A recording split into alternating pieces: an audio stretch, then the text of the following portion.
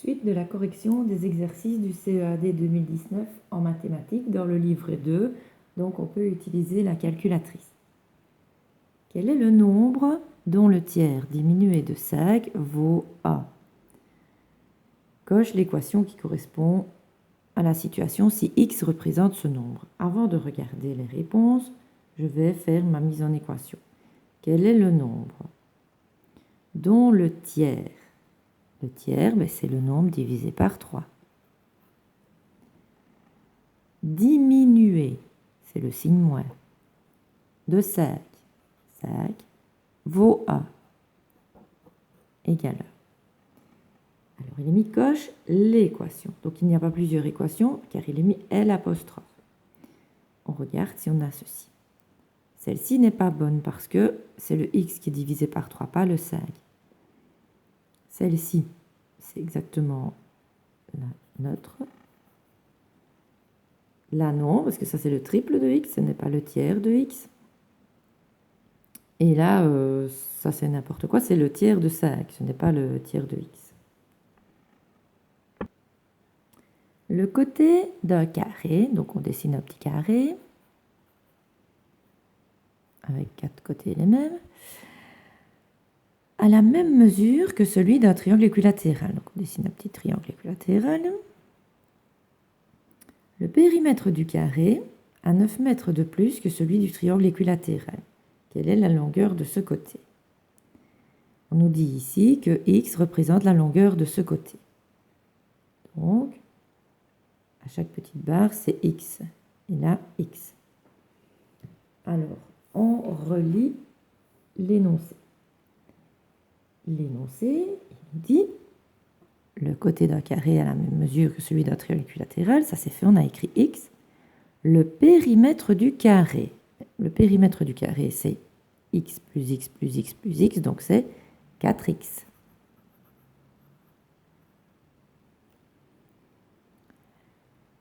Le périmètre du carré a 9 mètres de plus que celui du triangle équilatéral. Donc déjà, le triangle équilatéral, son périmètre, lui, c'est 3x.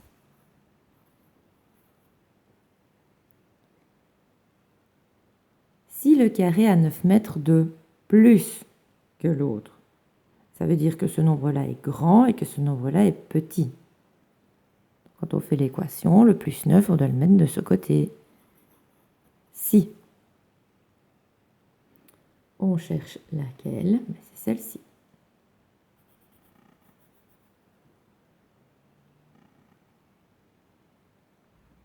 La question 39. Voici la répartition par tranche horaire des 12 800 véhicules quittant une ville entre 15h et 21h sous forme de tableau et de graphique. On nous donne ici la tranche horaire, on nous donne le nombre de véhicules et on laisse un blanc là.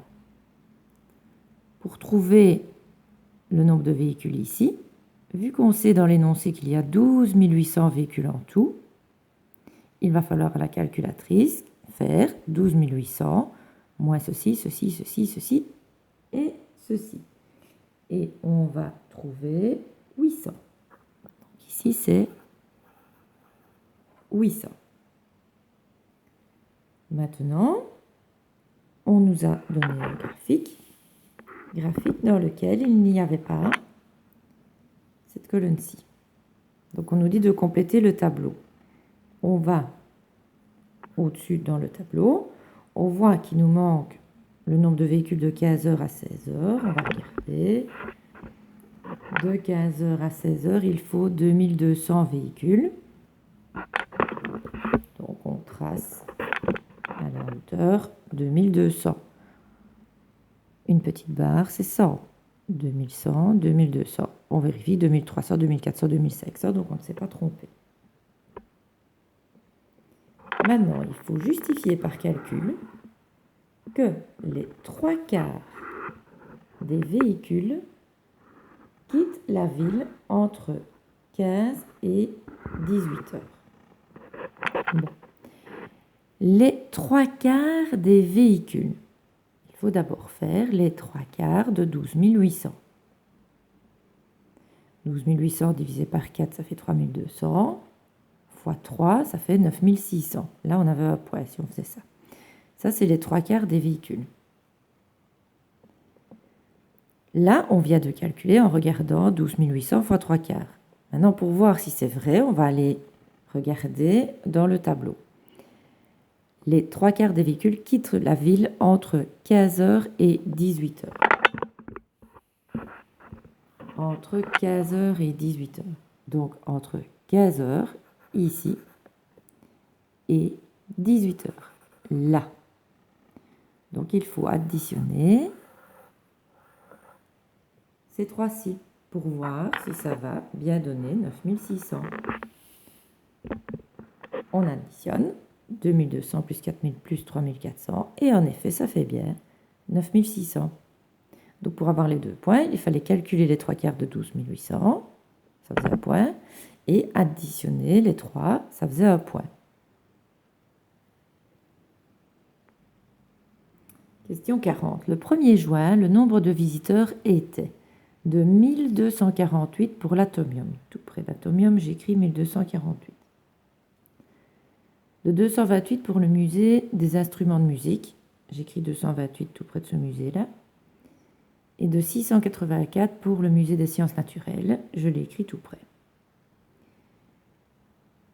J'ai ici un camembert. Et on me dit, complète le diagramme circulaire qui représente cette situation. Donc, on nous a représenté l'Atomium. Et nous, on doit faire le musée des instruments de musique et le musée des sciences naturelles ici dedans.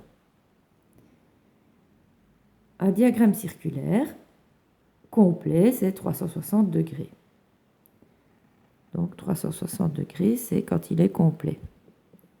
Je vais additionner ces trois-ci et je vais trouver que c'est 2160. Donc 2160 personnes, c'est 360 degrés. Comment est-ce que je fais pour aller de là à là? Je prends ma calculatrice, je tape 2160 divisé par 360 et je trouve 6. Donc pour aller de là à là, je divise par 6. Dans ce cas-ci, hein, pas dans tous les cas, ici.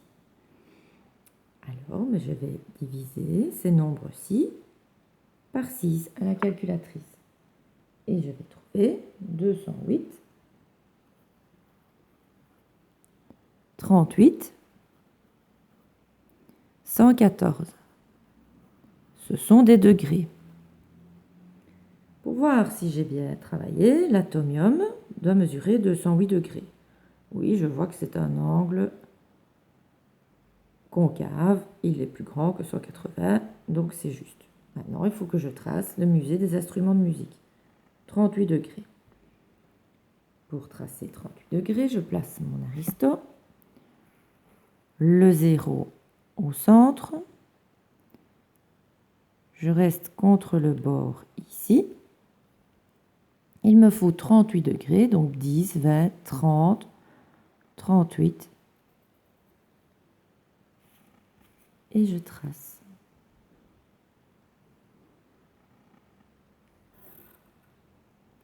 Donc ça, c'est le musée des instruments de musique. Il faut le colorier en noir.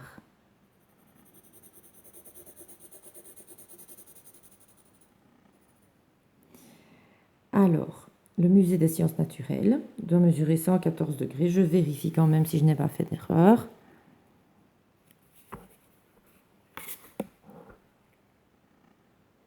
Voilà.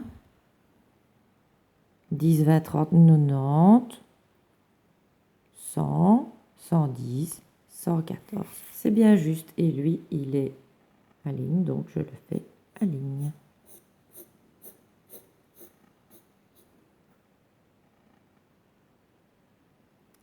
Écrit tous tes calculs. Ben, vu que moi, mes calculs sont ici, j'ai fait une flèche. Hop, ils sont là au-dessus au lieu d'être en dessous. Alors, la question 41. On nous donne un dessin fait à main levée. On nous demande de le tracer en vraie grandeur. On voit les petites barres qu'il y a 3 cm partout. Donc, c'est un carré, vu qu'il a des angles droits aussi. Donc, on commence par tracer un carré dont les côtés mesurent 3 cm.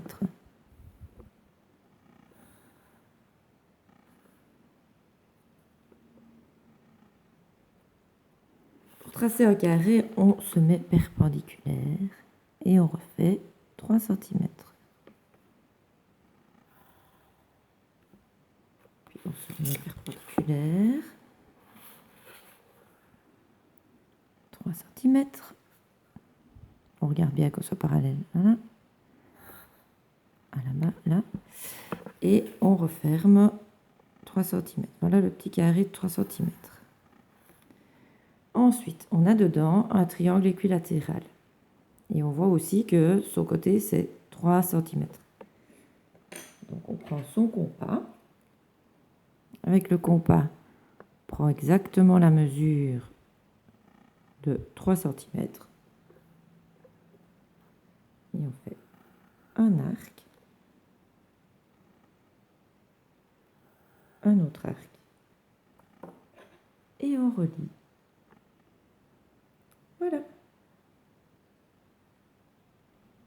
La question 42.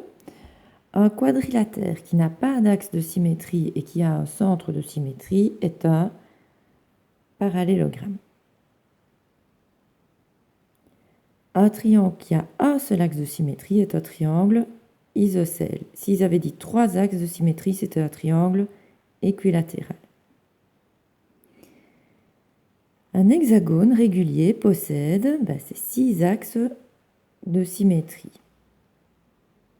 Un hexagone, ça a 6 côtés. Ici, c'est un exercice pour voir si on sait mesurer un angle. L'angle A. On place l'aristo comme ça. On voit qu'il est obtus.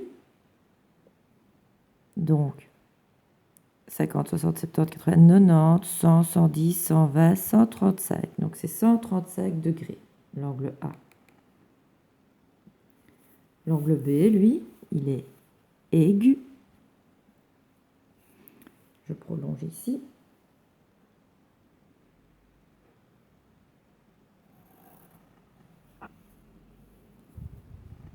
Je me place, le 0 sur B.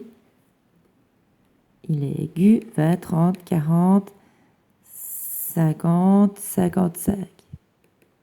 Donc 55 degrés. Et l'angle C, on ne nous demande pas ici le convexe, on nous demande le concave. Donc, on va d'abord mesurer le convexe.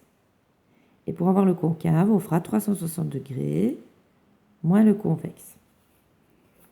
Donc, le convexe mesure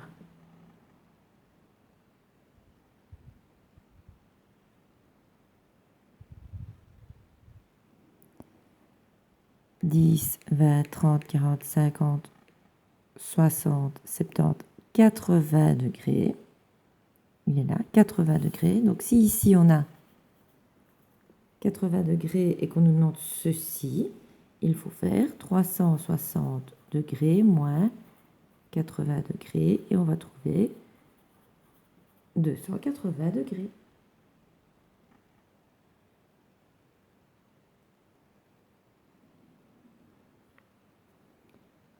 Voilà, c'était la fin de la correction du CEAD 2019. Donc, plus on fait de CEAD pour s'entraîner, plus on a facile à l'examen.